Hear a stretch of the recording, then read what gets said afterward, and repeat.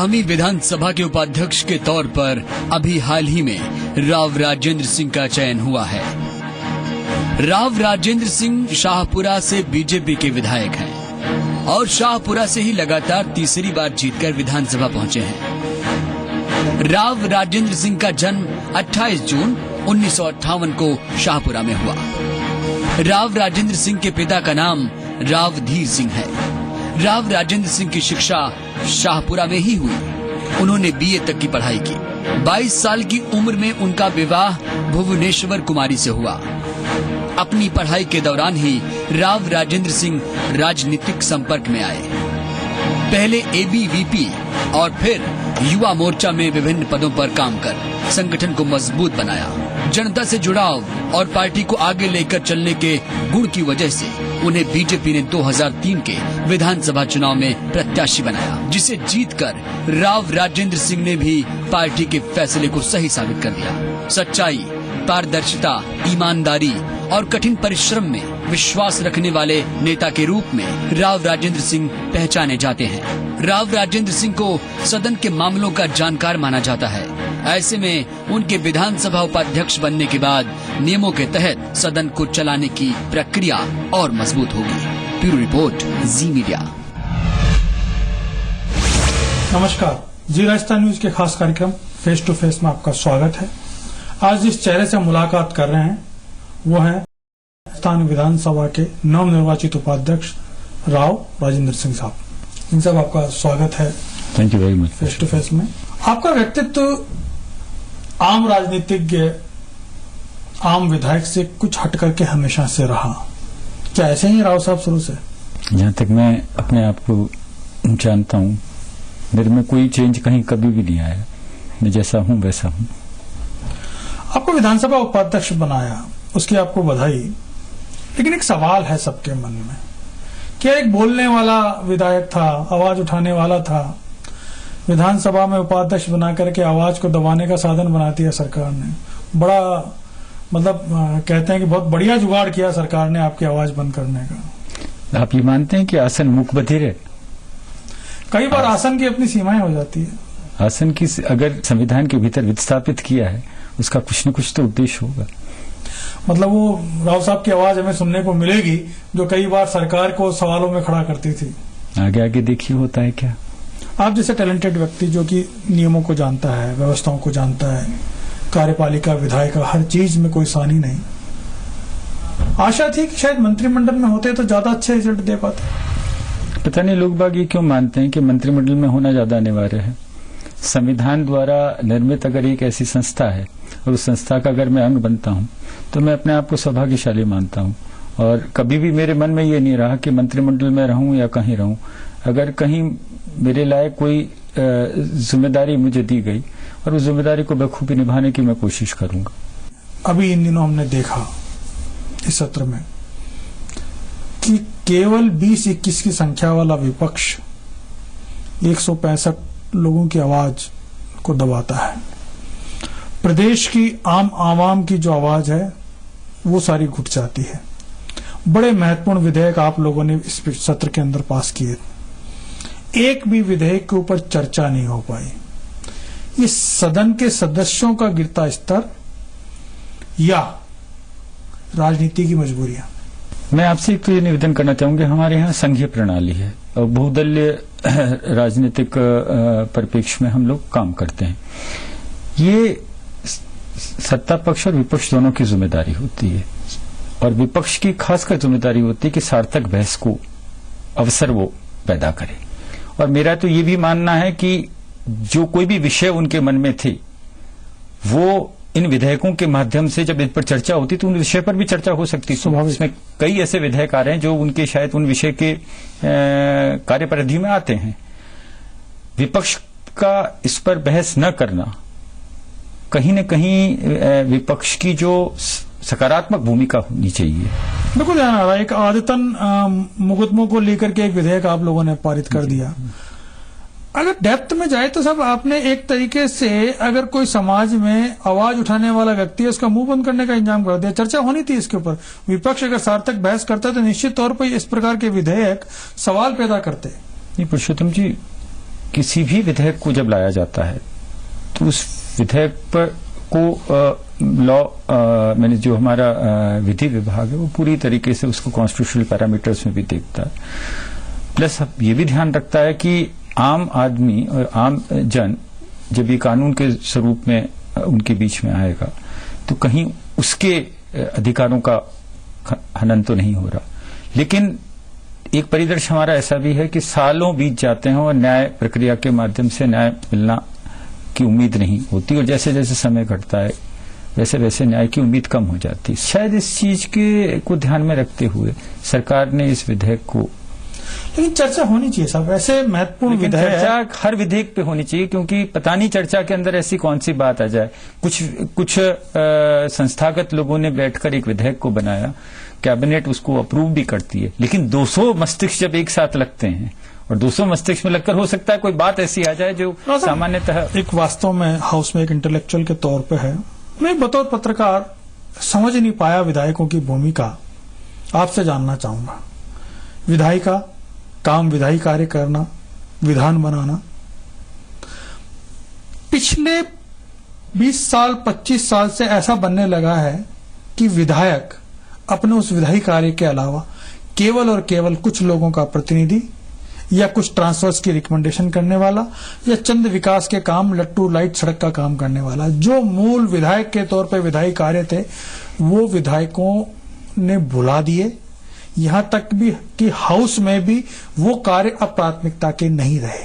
देखिए, जहां तक विधायकी का काम है और विधायकों की वर्तमान परिस्थिति है, इसको अगर आप विस्तार से अगर इस चीज को देखेंगे और तो आप ये मानेंगे कि जनता की अपेक्षाएं भी आपसे बढ़ गई हैं। अभी तो हमारा इलेक्टोरल इस बात को नहीं समझ पाया है कि एक लेजिस्लेचर की, एक विधायक की क्या जिम्मेदारी है और उससे हमको किस प्रकार के कार्य हम उससे की अपेक्षा करते हैं। कहीं न कहीं प्रजातंत्र के वास्तविक स्वरूप में इस बात को समझने की चेष्टा ही नहीं की गई कि विधायक का काम एग्जीक्यूटिव का काम नहीं है, और विधायक से जो कि खत्म हो विधायक से ऐसे ऐसे कामों की अपेक्षा की जाती है। और क्योंकि एक प्रेसिडेंट सा सेट हो गया पिछले इतने दशकों से कि किसी भी विधायक के लिए ये संभव नहीं है कि उसको नकार दे या उसमें मना कर दे। और अब तो सिचुएशन ऐसे आ गई कि हमारी डिक्शनरी में नो जैसा तो शब्द ही नहीं रहा।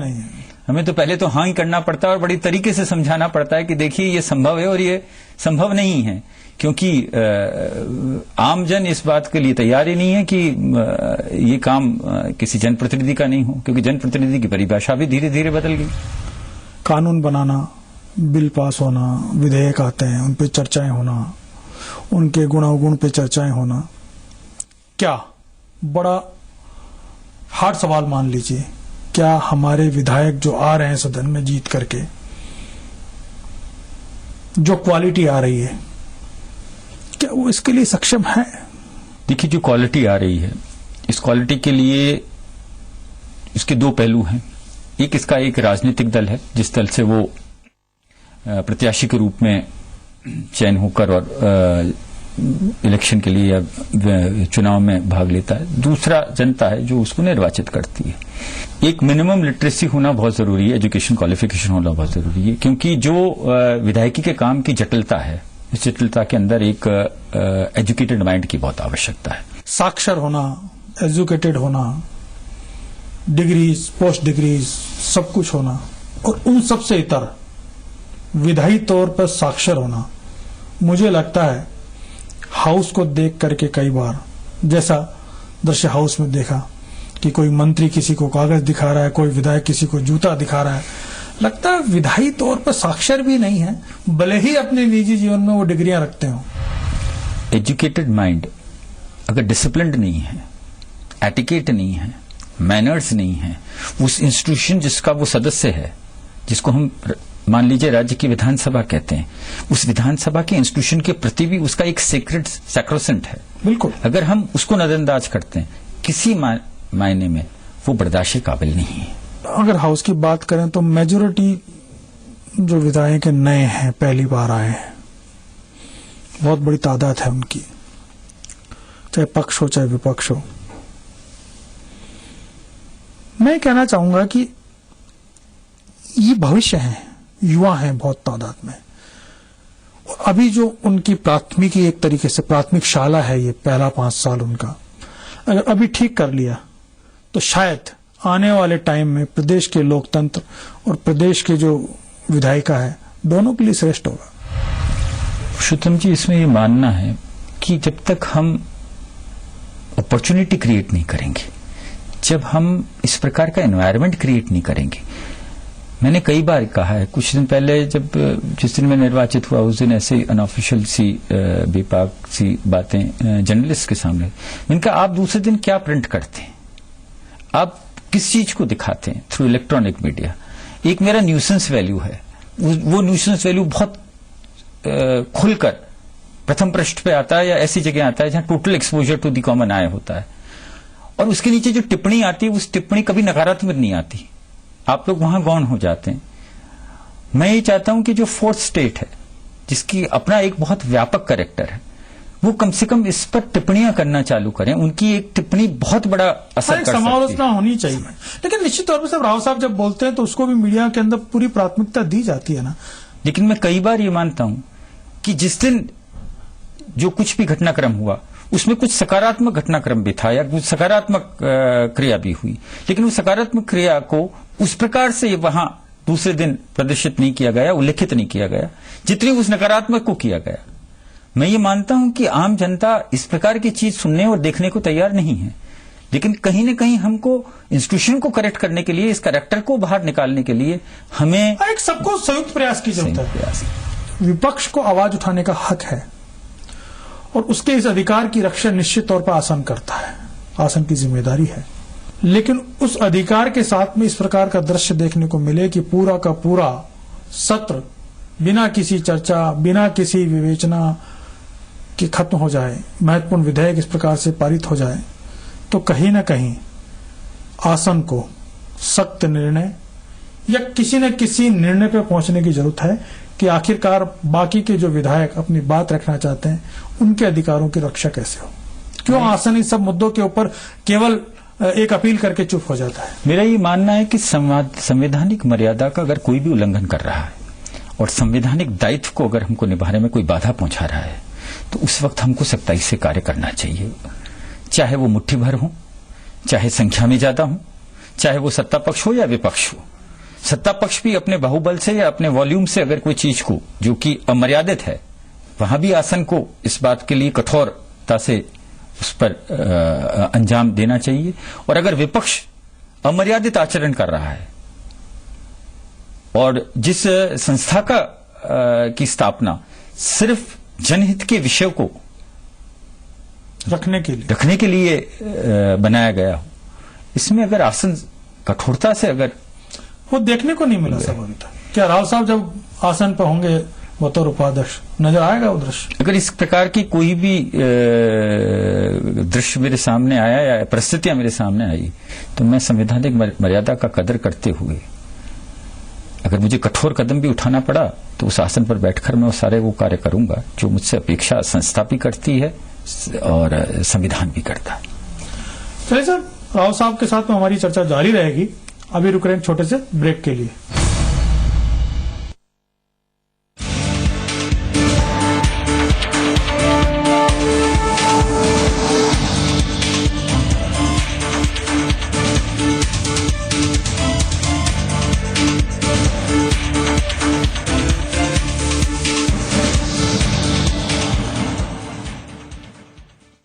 Riding stars, beauty say, cutie say, designs London, Rome, Paris say, Russian tall girls, ladies, nighties say, red riding stars.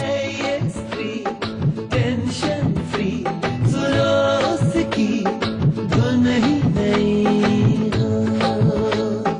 Hey, it's free, tension free, philosophy, धुन ही नहीं हो। आज की स्त्री के टेंशन फ्री कल के लिए आधुनिक और सुरक्षित गर्भ निरोधक 5 सालों के लिए फ्रीडम 5 और अब 10 सालों तक टेंशन फ्री रहने के लिए नया freedom 10। Sunny Herbals hair color. Try it. Natural and safe from Maxon's Homeopathy. For natural condition and shine, Sunny Herbals hair color. Sunny. जज्बा Jazba for speed. Jazba for power. Jazba for the most powerful phone yet. Grab your MTech Jazba phone in stores now. Jazba releases on 9th October in theaters near you. प्रकाश की अहमियत हम खूब समझते हैं, तभी तो आपके दिल के कोने कोने को रोशन करने का जिम्मा लिया है हमने। HPL LED लाइटिंग, अब रोशन हो खुशियाँ। आ गए जी, आ गए। सुदर्शन जी, आपकी लड़की तो हमें बहुत भाई है यार। पर डिपेंड करता है ये किसको पहनाएगी हार। पहला दमदार, दूसरा समझदार, वाह, और तीसरा स्टाइल का भंडार। आपने भी एक दिन में तीनों पिक्चरें रिलीज कर डाली है? आपने भी बेटा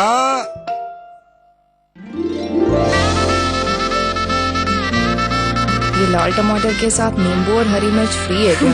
तीनों एक से बढ़कर एक, लेकिन तीनों के रगों में खून तो एक ही है। होंडा ड्रीम सीरीज ले लो जी। Sunny Herbals hair color. Try it. Natural and safe from Maxon's Homeopathy. For natural condition and shine, Sunny Herbals hair color. Sunny. MDH की देगी मिर्च, देगी मिर्च का तड़का, अंग अंग फड़का। MDH की देगी मिर्च। राव साहब, बतौर विधायक आपका तीसरा कार्यकाल ये है। पूर्व में आपके पिता भी विधायक रहे। आपने कुछ अलग कोशिशें करी बतौर विधायक। ऑनलाइन कम्युनिटी का आपने एक एक्सपेरिमेंट करके दिया, स्मॉल विलेजेस का। क्या था और उसके पीछे की सोच क्या है? ये प्रयोग मैंने तब किया जबकि इंटरनेट इतना ज्यादा प्रयोग भी नहीं आ रहा था। मेरा शुरू से ये रहा है कि जिस व्यक्ति ने या जिस जनता ने मुझे निर्वाचित किया है, मेरे और उसके बीच में सीधा संवाद होना चाहिए। और इस सीधे संवाद के लिए मैंने जो भी हमारे पास में IT इनेबल्ड सिस्टम्स थे, सिस्टम को हमने इस सर्विस को उन तक पहुंचाने के लिए उसका उपयोग किया। और उसके माध्यम से कई बार ये होती है कि सूचनाओं का आदान प्रदान और विचारों का आदान प्रदान इस प्रकार हो जाता है कि गलतफहमी कहीं कोई नहीं रहती, और आलोचना समालोचना के अलावा जो सत्य बात है वो बात निकल कर आ जाती है। और कई बार समय पर अगर हम लोग उसका निराकरण ढूंढ लेते हैं तो आमजन को आहत होने से पहले ही उनको राहत मिल जाती है। लगातार किसी भी विधायक को अगर जीतना है, जिस प्रकार से आप जीत के आ रहे हैं, तो संवाद ही उसका महत्वपूर्ण आधार होता है। आपका ग्रामीण का, जयपुर से लगता वाला राजधानी क्षेत्र है, लेकिन ग्रामीण इलाका है। सतत संपर्क और उन सब के बीच में से जिस प्रकार से विधायी कार्य पर आपका एक पकड़ है, कैसे सामंजस्य इन सब में बैठ पाता है? देखिए, एक तो मेरा सौभाग्य है कि मेरी कॉन्स्टिट्यूंसी इतनी नजदीक है कि मैं आधा घंटे से 45 मिनट में मेरी कॉन्स्टिट्यूंसी के किसी भाग में भी पहुंच सकता हूं। जनरली मुझे जब मैं राजनीति में नहीं आया उसके पहले मैं स्टॉक ब्रोकिंग फाइनेंसिंग करता था, तो मुझे रात को जागने की आदत है। उस समय जयपुर में स्टॉक एक्सचेंज भी नहीं था और मैं ग्रेजुएशन करके, और I was interested actually, I was looking for a different set of career, तो I went into it. Bombay में जब डील्स होती थी और ट्रांजैक्शंस होते थे, जयपुर तक आने में सर रात को एसटीडी की सेवाएं 10 बजे बाद में एक सब्सिडाइज्ड होती थी, अदरवाइज पीक आवर्स में तो रेट्स बहुत थे। तो हम 10 बजे बाद में तो उन ट्रांजैक्शंस की इन्फॉर्मेशन देते थे, टेलीप्रिंटर्स के माध्यम से इन्फॉर्मेशन आती थी, और अल्टीमेटली जब तक हम उसको अपना डे को कंक्लूड करते थे तो मिडनाइट हो चुकी होती, 12-1 बजे थे। अब क्योंकि 5 डेज ऑफ वर्किंग वीक होती थी, Saturday Sunday was always holiday, तो कर्ब रेट्स की जो भी रेट्स आती थी उस टाइम में, वो कर्ब रेट्स भी बाद में आती थी। तो इन सारी चीजों की वजह से टाइमिंग्स ऐसे थे कि ठीक है। तो उसके बाद में बैलेंस शीट्स की जगह अब हम पॉलिसी मैटर्स और कॉन्स्टिट्यूशन के प्रोविजंस पढ़ने लग गए, समझने की हो गई। कुछ पब्लिक एडमिनिस्ट्रेशन में मैंने क्योंकि ऑनर्स किया था, तो कुछ मेरे को जानकारियां वो भी थी। I use to go through literatures, और पार्लियामेंट्री जो लिटरेचर आता है वो कई बार बड़ा इंटरेस्टिंग आता है। इन सब के बीच में से आपका जो चर्चा, हालांकि मैं उस पर आने वाला था, आपने उसको आपका जो फाइनेंशियल सेक्टर में जो आपकी एक्सपर्टाइज है उसकी भी बात है। लगातार आप हाउस में भी राजस्थान में इकोनॉमिक रिफॉर्म्स को लेकर के, राजस्थान की फाइनेंशियल इकोनॉमिक पॉलिसीज को लेकर के आप बात करते रहे। वेट को लेकर के आपने काफी कुछ बोला है।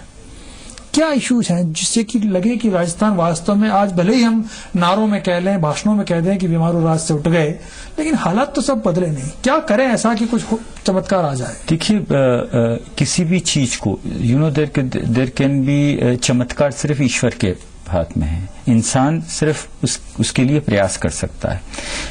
एक तो इस बात को सबको स्वीकार कर लेना चाहिए कि अगर कोई चीज कई दशकों से बिगड़ गई है, रातों रात हम उसको राइट ट्रैक पर नहीं ला सकते, लेकिन राइट डायरेक्शन में ले जा सकते हैं।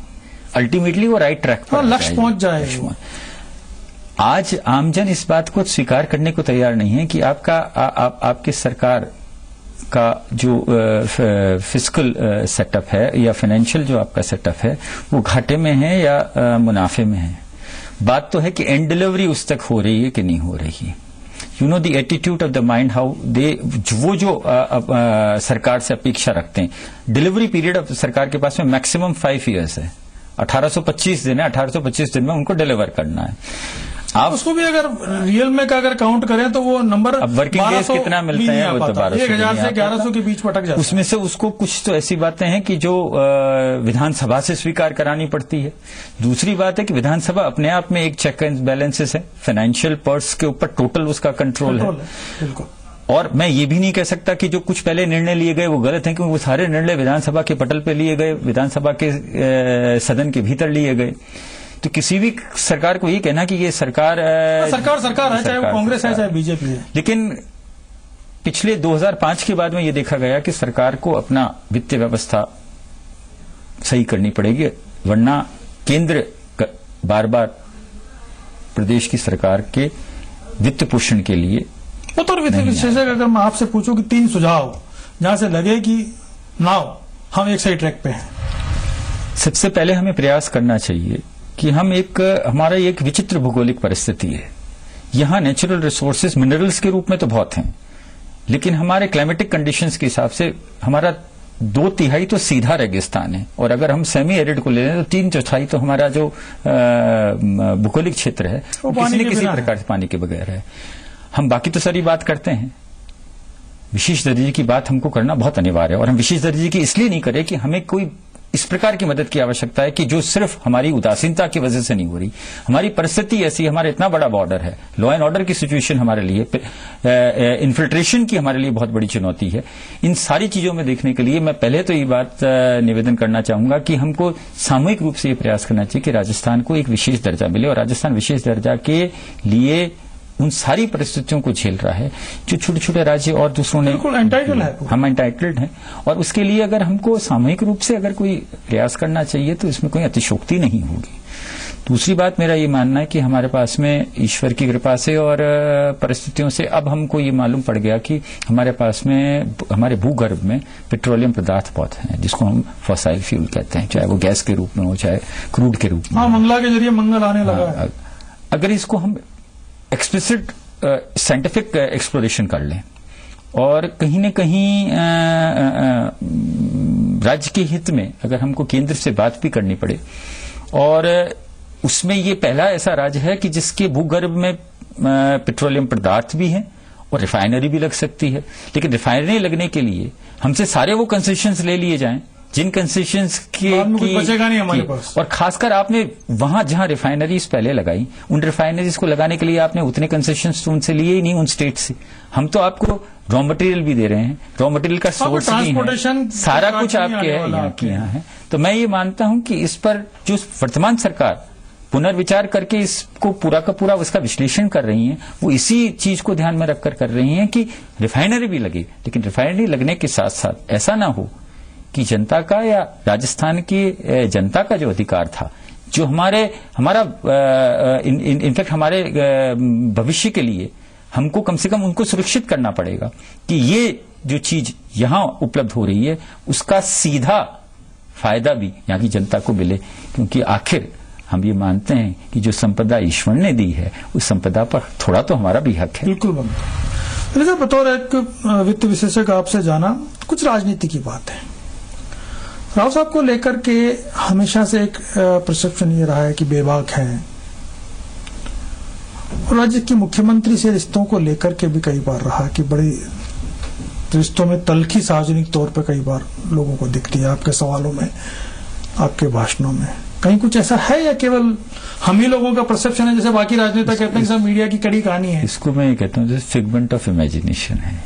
मैं जिस हालांकि उपाध्यक्ष के पद पे आया हूँ, लेकिन आया किसी न किसी राजनीतिक दल से हूँ, जिस राजनीतिक दल की वो मुखिया है।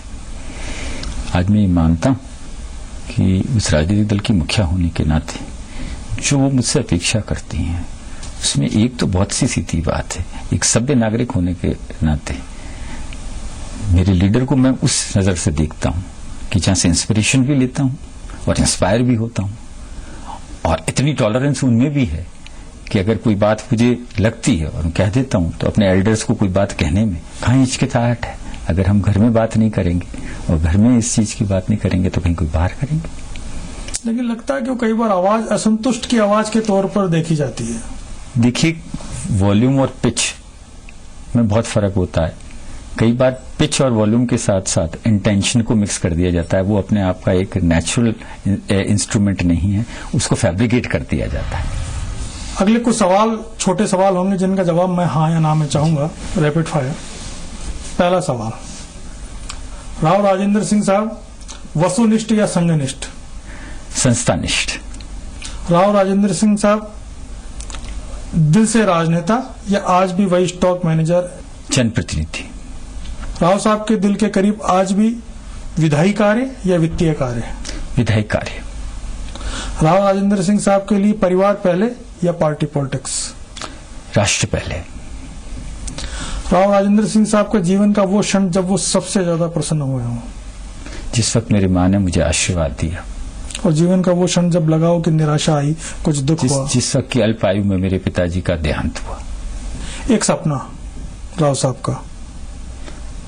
बेपाक स्वच्छ राजनीति करता हुआ जनता को समर्पण, उनकी अपेक्षा के अनुरूप अपना आचरण करूं। जीवन का आदर्श?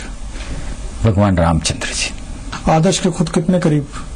मर्यादित तौर पर 100%। राव साहब का बेहतरीन टाइम पास या हॉबी? राष्ट्र निर्माण के नेताओं के जीवन परिचय को पढ़ना। आखिरी सवाल, आज के 15 या 20 साल बाद में राव राजेंद्र सिंह साहब खुद को कहां पाते हैं? आम जन की सेवा करने का जिस प्रकार का भी अवसर मिलेगा उस पर तत्परता से, जब तक ये शरीर साथ देगा। चलिए साहब, ये थे राव राजेंद्र सिंह साहब, जो कि राजस्थान विधानसभा के नए उपाध्यक्ष बने हैं। इनकी पहचान एक अच्छे विधायक के तौर पे होती है, और अब उपाध्यक्ष के तौर पे भी हमारी आशा है कि इनकी पहचान एक सफल उपाध्यक्ष के तौर पे होगी।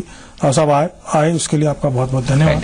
Thank you. दर्शकों, आपका भी बहुत बहुत धन्यवाद। आप लोग देखते रहिए जी राजस्थान न्यूज।